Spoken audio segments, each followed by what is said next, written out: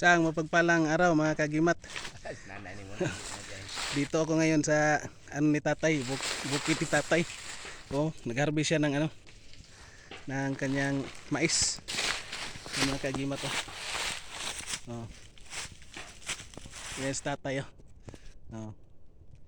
Yan yung mga harvest niya na mais, mga kagimat oh, dami. Yan ang white corn mga kagimat yan. Ganit sila po ng harvest pas nanay nila. Pero kagandahan dito mga kagimat. Naghanap kang harvest dito. Mayroong nakuha na naman sa tatay na kakaibang mga bato, itlog. Dili ni sa maisan dito sa pikas na creek gamay. Na po dito po na. Kakaiba. Oh, yan si nanay. Si nanay oh. Si nanay yung taga-harvest ng ano. Yung nang laki-laki ng ano. Oh, malaki na yung mais. Malaki na yung mais nila. Ni nanay harvest. Ito ang kalaki niya. Wala abono. Wala abono. Mo na natural, mo na nindot nga eh. Kay way abono. Oh, ipagaling tay. Oh, gawing bigas na mais mga kagimat. Yan ang pinakamaganda. Walang ano yan, walang carbohydrates. Purpose na ilubi, na ay saging, na ay mais. Doble na, may saging, may nyog, may mais. Ayan sa tatay oh, yun.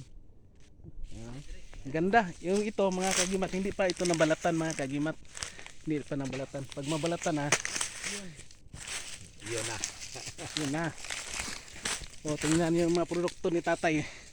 Ayan o, ang laki-laki ng mga mais. May malaki, may maliit. O, ayan o.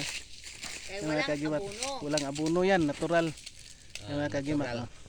Walay abono. Yan ginagawa ni tatay nila dito sa bundok mga kagimat o. Kauban ani. Loy. Oh, Yataki sila ga. Ako agi tilaw-tilawan lang. yung iba daw, kinakain daw ng daga. Kain ng Na mababait na daga daw, sabi Daga. ni tatay. Gani iyang gitilawan oh. Oh, na daw tinikman daw mga kagimat oh. Tikman ng mga daga. Kaibigang daga. Oh, pero Mga kaibigang hindi niya, mababait. hindi niya inubos. Oh. May Tinira pa rin. iniwan ang kalahati. Kaya mga Kalahati kagimat. ang kinakain nila. para sa amin. Ang sa amin ang kalahati. Ayan mga kagimat oh. Yun ang ano tatay, pero kakaiba talaga sa tatay kaya may mga nakuha siya mga itlog ng ibon dito mga kagimat na ano pang paswerte mga kagimat yan oh. Yan, kakaiba mga kagimat talaga. Pwede mga kaibigan magpunta ka dito para makita mo kung ano Si ang nanay. lugar namin. Oh, si nanay, punta daw Para kayo tikman mga. mo yung niyog namin. Yung Masasarap. sa- Makapunta ka dito sa aming bundok. Makita mo kung ano yung kagandahan. Oh, maganda daw yung bundok nila dito mga kagimat. Sabi ni nanay. Tatay, mga ano, natural yung mga gawain dito sa bundok mga kagimat. Oh, natural yung mais. Hina-harvest nila mga kagimat na ano. Kayo, Yan oh. abot ng video to sa atbang. Abot na Buwana dito. ta dito. Oh. Yan mga kagimat si tatay. Yung produkto ni tatay wala talagang ano. Tingnan mo yung harvest nila ng mais oh. Walang sira mga kagimat, gaganda. Iba talaga pag may gamit ka na Walang ano, abono yan. pangpaswerte mga kagimat, walang abono. Yan natural. Double purpose man god, napay lubi, napay saging. Yan na, kalaki-laki nito mga kagimat oh. Yan. At ito lang muna yung bago na naman yung exploration namin ni tatay. At saka ano, dito sa kanilang bundok yan mga kagimat oh.